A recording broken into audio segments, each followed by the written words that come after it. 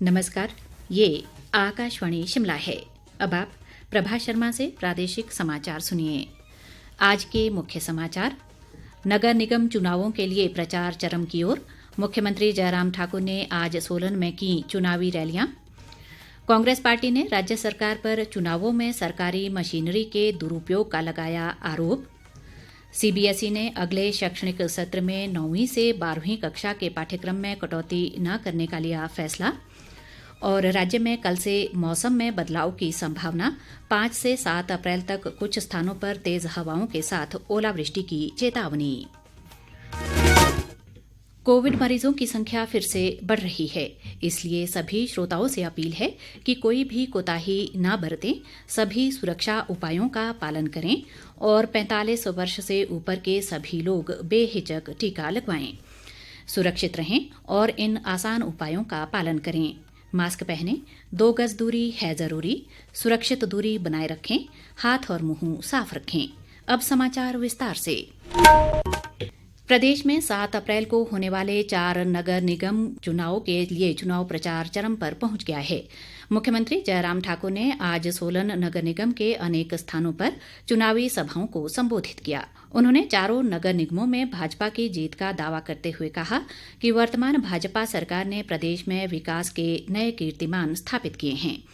मुख्यमंत्री ने कहा कि सोलन शहर का विकास भाजपा की प्राथमिकता है और लोगों की मांग को देखते हुए ही इसे नगर निगम का दर्जा दिया गया है। उन्होंने कहा कि नगर निगम में शामिल किए गए ग्रामीण क्षेत्रों पर अगले 5 साल तक कोई टैक्स नहीं लगाया जाएगा। जयराम ठाकुर ने कांग्रेस पार्टी पर लोगों को गुमराह करने का आरोप भी लगाया।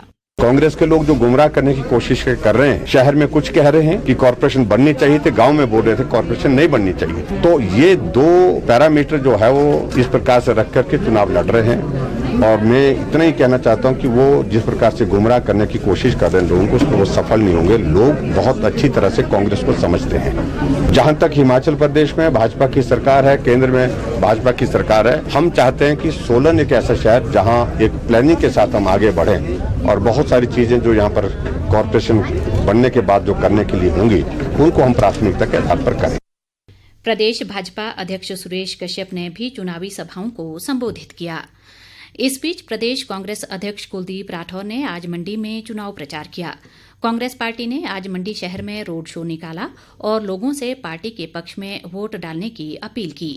एक पत्रकार वार्ता में उन्होंने राज्य सरकार पर नगर निगम चुनावों में सरकारी मशीनरी के दुरुपयोग का आरोप लगाया। कुलदीप राठौर ने कहा कि सरकार के खिलाफ चुनाव आयोग को शिकायत की गई है। उन्होंने दावा किया कि प्रचार के मामले में कांग्रेस पार्टी भाजपा से कहीं आगे है और सभी नगर निगमों में कांग्रेस की जीत होगी। चुनाव आयोग को शिकायत भी की, हम और भी शिकायत करेंगे। हेलीकॉप्टर का इस्तेमाल नहीं कर, मंत्री हैं वो भी सरकारी गाड़ियों का इस्तेमाल कर रहे हैं। भारतीय जनता पार्टी इन चुनाव अभियान में बहुत पीछे है, तो मेरा अधिकारियों से भी निवेदन है कि वो सरकार के दबाव में काम नहीं करें। प्रदेश में 6 नगर पंचायतों सहित शिमला जिले के टूटू व चौपाल और मंडी जिले के धर्मपुर ब्लॉक की सभी पंचायतों में प्रधान पद के लिए भी 7 अप्रैल को ही मतदान होगा। इसके लिए सभी प्रत्याशी चुनाव प्रचार में जुटे हैं और घर घर जाकर वोट मांग रहे हैं। नगर निगमों के चुनाव इलेक्ट्रॉनिक वोटिंग मशीनों के माध्यम से करवाए जाएंगे, वहीं पंचायतों में बैलेट पेपर के जरिए मतदान होगा। प्रदेश भाजपा अध्यक्ष सुरेश कश्यप ने आज कंडाघाट में मतदाताओं से नगर पंचायत के चुनाव में पार्टी समर्थित प्रत्याशियों को वोट देने की अपील की।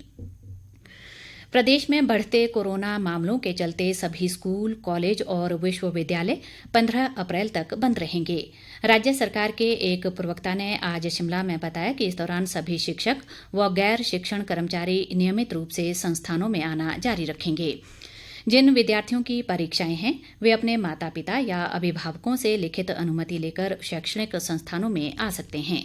इसके अलावा प्रतियोगी परीक्षाओं की तैयारी करवाने वाले सभी कोचिंग सेंटर और नर्सिंग, चिकित्सा व दंत महाविद्यालय खुले रहेंगे। मंडी के विधायक अनिल शर्मा ने आरोप लगाया है कि राज्य सरकार जिले में केवल सराज व धर्मपुर क्षेत्र में ही विकास कार्य करवा रही है। मंडी में आज एक पत्रकार वार्ता में उन्होंने कहा कि भाजपा उन्हें लगातार नजरअंदाज करती आ रही है और ऐसे में भाजपा उनसे नगर निगम चुनाव में प्रचार की उम्मीद कैसे कर रही है। अनिल शर्मा ने कहा कि नगर निगम चुनाव उनके परिवार के राजनीतिक भविष्य का फैसला करेंगे। केंद्रीय माध्यमिक शिक्षा बोर्ड सीबीएसई ने शैक्षणिक वर्ष 2021-22 के लिए 9वीं से 12वीं कक्षा तक के छात्रों के पाठ्यक्रम में कोई कटौती नहीं करने का फैसला किया है। बोर्ड ने नया पाठ्यक्रम जारी किया है जिसमें पिछले शैक्षणिक वर्ष में हटाए गए अध्यायों और विषयों को आगामी शैक्षणिक सत्र 2021-22 में बहाल कर दिया गया है। पिछले वर्ष सीबीएसई ने अपने पाठ्यक्रम को युक्ति संगत बनाते हुए साल 2020-21 के लिए 9वीं से 12वीं कक्षा तक के पाठ्यक्रम में 30% कटौती कर दी थी। कोविड को देखते हुए छात्रों का बोझ कम करने के लिए ये निर्णय लिया गया था। जिन छात्रों के पाठ्यक्रम में कटौती की गई वे इस साल मई-जून में परीक्षा देंगे। देश में 7,30,54,000 से अधिक लोगों को कोविड वैक्सीन की खुराक दी जा चुकी है। स्वास्थ्य मंत्रालय ने बताया है कि पिछले 24 घंटों के दौरान 30,93,000 से अधिक लोगों को वैक्सीन दी गई है। इस बीच देश में कोविड-19 के रोगियों के स्वस्थ होने की दर 93.36% हो गई है। पिछले 24 घंटों के दौरान 44,000 से ज्यादा रोगी स्वस्थ हुए हैं। मंत्रालय ने कहा है कि 1,15,00,000 से अधिक लोग इस बीमारी से उबर चुके हैं। फिलहाल देश में 6,58,000 से अधिक संक्रमित लोगों का इलाज चल रहा है। ये आंकड़ा कुल संक्रमित मामलों का मात्र 5.32% है। प्रदेश में आज अभी तक कोरोना के 74 नए मामले आए हैं, जबकि इस दौरान 312 लोगों ने कोरोना से जंग जीती है। राज्य में कोरोना संक्रमण के मामले बढ़कर 64,494 हो गए हैं। इनमें से 3,095 सक्रिय मामले हैं, जबकि 60,336 लोग उपचार के बाद ठीक हो गए हैं। ऊना जिले में इस समय कोरोना के सबसे अधिक 614, कांगड़ा में 600 और सोलन जिले में 547 सक्रिय मामले हैं। राज्य में अब तक कोरोना से 1,044 लोगों की मृत्यु हो चुकी है। पूर्व कैबिनेट मंत्री मोहन लाल का आज चंबा जिले में उनके पैतृक गांव सरोल में राजकीय सम्मान के साथ अंतिम संस्कार कर दिया गया। विधानसभा उपाध्यक्ष हंसराज के अलावा अन्य गणमान्य लोगों ने उन्हें श्रद्धांजलि दी। मोहनलाल की अंतिम यात्रा में बड़ी संख्या में लोगों ने भाग लिया। वे 4 बार चुराहा विधानसभा क्षेत्र से विधायक चुने गए और वर्ष 1998 में वे धूमल सरकार में मंत्री बने। मोहनलाल पिछले कुछ समय से बीमार चल रहे थे और पिछले कल जालंधर के एक अस्पताल में उनका निधन हो गया था। नई पेंशन योजना कर्मचारी महासंघ की कांगड़ा जिला इकाई ने राज्य सरकार से केंद्र सरकार की तर्ज पर एनपीएस कर्मचारियों को सभी लाभ देने की मांग की है।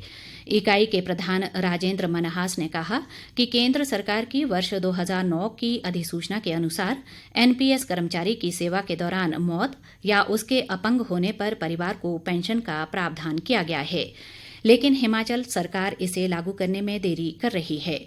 उन्होंने कहा कि 15 अप्रैल को हिमाचल दिवस के अवसर पर राज्य के लाखों एनपीएस कर्मचारी सरकार की ओर से इस संबंध में अधिसूचना जारी करने की उम्मीद कर रहे हैं। प्रदेश के अधिकांश भागों में आज मौसम साफ रहा। मौसम विभाग ने कल से प्रदेश में एक बार फिर मौसम में बदलाव की संभावना जताई है, जिसके चलते अगले 3-4 दिन अधिक ऊंचाई वाले इलाकों में हिमपात जबकि अन्य क्षेत्रों में वर्षा के आसार हैं। इसके अलावा मौसम विभाग ने 5 से 7 अप्रैल तक निचले व मध्य पर्वतीय क्षेत्रों में कुछ स्थानों पर तेज हवाओं और गरज के साथ ओलावृष्टि की चेतावनी भी जारी की है।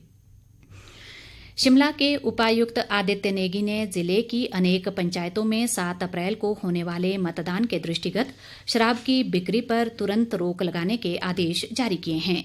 उन्होंने कहा कि मतदान केंद्रों के अंतर्गत आने वाले क्षेत्रों में दुकानों, ढाबों, होटलों, सार्वजनिक स्थलों और घरों में शराब के वितरण व बिक्री को पूरी तरह प्रतिबंधित किया गया है। ये प्रतिबंध 48 घंटों के लिए लागू होगा, जो मतदान समाप्त होने तक जारी रहेगा। अंत में मुख्य समाचार एक बार फिर। नगर निगम चुनावों के लिए प्रचार चरम की ओर। मुख्यमंत्री जयराम ठाकुर ने आज सोलन में की चुनावी रैलियां। कांग्रेस पार्टी ने राज्य सरकार पर चुनावों में सरकारी मशीनरी के दुरुपयोग का लगाया आरोप। सीबीएसई ने अगले शैक्षणिक सत्र में 9वीं से 12वीं कक्षा के पाठ्यक्रम में कटौती न करने का लिया फैसला। और राज्य में कल से मौसम में बदलाव की संभावना, 5 से 7 अप्रैल तक कुछ स्थानों पर तेज हवाओं के साथ ओलावृष्टि की चेतावनी। इसी के साथ ये समाचार बुलेटिन समाप्त हुआ। नमस्कार।